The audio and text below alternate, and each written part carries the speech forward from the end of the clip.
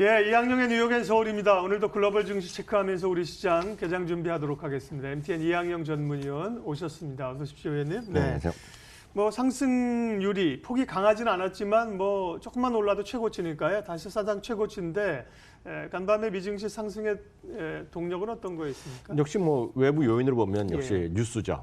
뉴스 중에서 역시 미중 간의 무역 협상이 거의 이제 1단계 마무리 단계에 근접했다는 것을 미국, 중국 양쪽 소시동이 모두 얘기를 했고요. 특히 오늘은 추수감사절 연휴의 직전 아닙니까? 그러다 보니 트럼프 대통령이 또 대국민 또 담화 이런 형식을 약간의 짧은 연설을 했는데 거기에서도 다시 한번 미국과 중국 간의 지금 협상이 거의 최종 마무리 단계까지 와 있다는 얘기하면서 시장의 훈풍을 불러일으켰습니다.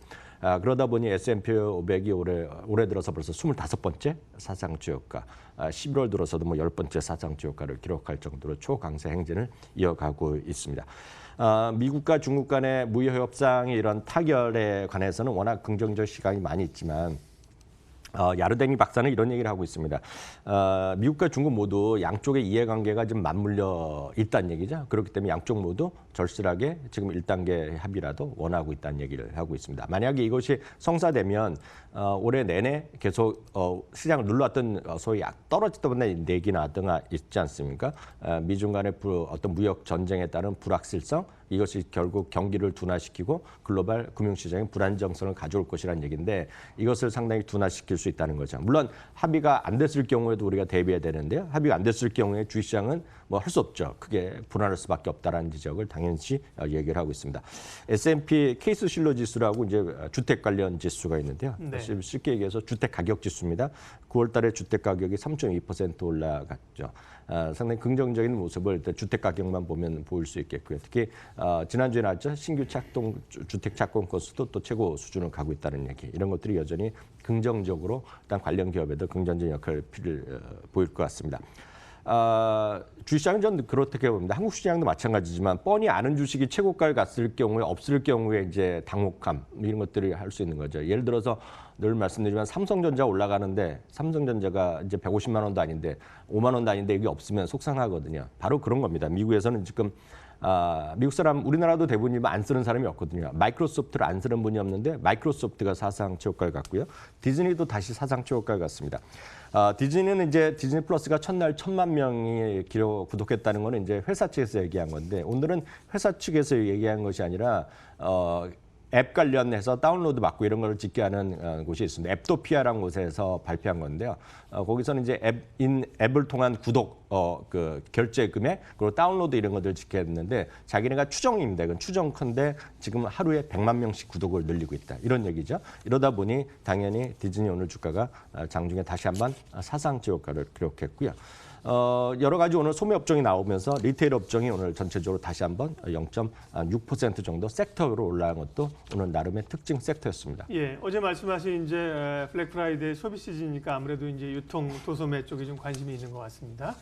예, 블랙 프라이데이 소비 시즌이면서 미국은 또 이제 이번 주가 추수감사절입니다. 과거에 뭐 요맘때쯤에 주가 상승에 대한 통계치 이런 게 있는 모양이죠? 네, 맞습니다. 추수감사절은 다시 한번 확인되지만 미국 시간으로 목요일입니다. 예. 목요일인데 그 전 목요일 날은 완전히 모든 금융시장이 휴장이고요. 금요일 날은 이제 반짝만 열립니다. 그렇기 때문에 이번 주는 오늘이 거의 마지막 수준이라고 보셔야 되겠습니다. 물론 금요일이 있지만 거의 마지막 수준이라고 보셔야 되겠고요.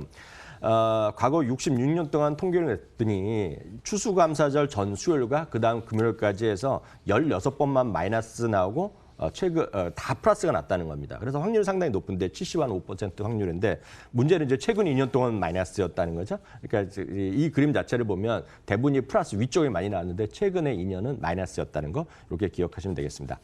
한편 2020년 전망도 계속해서 나오고 있는데 예. 골드만삭스 전망 잠깐 말씀드리면 2020년에도 큰 틀에서 보면 강세장이 이어질 거란 얘기하고 있는데요. 뭉치면 하락하고 나뉘면 이제 떨어질 거 상승할 거란 얘기하고 있는데 여기서 뭉친다는 것은 뭐 국민의 단합 이런 것이 아니라 네, 무슨 의미입니까? 그 상원 하원 대통령 있지 않습니까? 예. 거기가 정부가 똑같은 사람이 다수당을 차지하면 주가 떨어진 건 아닌데요. 과거 한 90년 동안의 평균이 연평균 8% 올라간 거고요.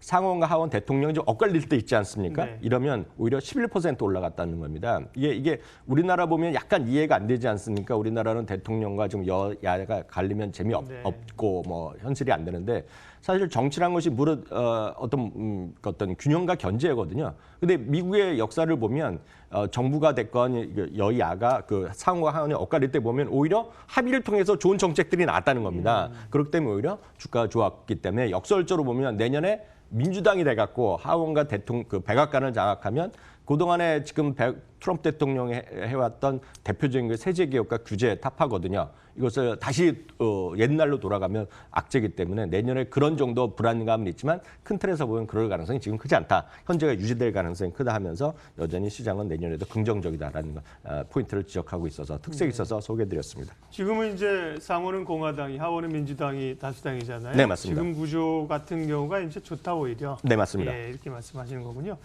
특징주 가운데 국내 증시 연관지을 기업 말씀해 주십시오. 네, 오늘 미국에서는 역시 그 리테일 업종이 강한 모습 중에 보여드렸던 말씀드렸는데 그 선봉에 서 있는 것이 바로 베스트바이입니다. 베스트바이는 늘 말씀드리지만 대형 가전이 되겠고요. 오늘 보면 2020년 어닝 가이던스까지 올라가면서 오늘 거의 10% 가까이 올라갔습니다. 우리나라 보면 딱 여러분들 누구나 다 아는 기업 있죠? 롯데하이마트가 되겠습니다. 롯데하이마트는 주가만 보더라도 큰 재미가 없습니다. 실적 자체 그리고 온라인이 워낙 우리나라에서 워낙 많이 지금 있고 경쟁이 치열하기 때문에 그렇다고 보는데요. 이제 기술적 대응이 여전히 불가피하다는 생각 간단히 전해드릴 수 있겠네요. 예. 워낙 오프라인 쇼핑들이 경쟁력을 잃고 어려움을 처하고 있는데요. 네네. 뭐 온라인 모바일로 쇼핑하니까. 근데 이제 지난번에 말씀하셨지만 뭐 코스코라든지 월마트라든지 일부 그 오프라인 업체들은 그 가운데 또 살아나눠서 네, 차별화되고 맞습니다. 주가가 좀 오르잖아요. 네, 네. 그런 거에서 좀 우리가 배울 필요가 있겠어요. 지금 보면 뭐 이마트 이런 데 다 안 좋거든요. 약간 차이점 좀 말씀드릴까요? 예, 예. 우리나라랑 그 미국이랑 선진국으로 약간 차이 나면 네. 미국은 예를 들어서 메이저들이 크게 하나 성공하면 그 똑같은 비즈니스를 잘 안 하는 경우가 있고요. 일단 그렇군요. 네. 게임이 끝나는 거죠. 예를 들어서 말씀 이렇게 드릴 수 있겠네요. 아마존이 처음에 1994년부터 해갖고 1999년에 본격적으로 사업에 뛰어들었거든요. 네. 그때 수많은 소위 이커머스가 막 태동할 때입니다. 그렇지만 아마존이 시장을 지배하고 나니까 다른 기업들은 이제 거의 다 사라지고 감히 새로 도전할 거 안 되기 때문에 일단 미국에서 이커머스가 시장이 끝났습니다. 거의 끝났습니다. 네. 물론 그 안에서도 새로운 혁신 기업이 나올 수는 있죠. 그렇지만 지금은 거의 50% 이상은 아마존이 독식하기 때문에 게임이 끝난 게임인데 우리나라는 아시다시피 쿠팡 네. 비상장이기 때문에 말씀드리면 이게 손정희 회장이 투자한 거지만 그렇죠. 수천억에서 조 단위 적자가 얘기하고 있지 않습니까?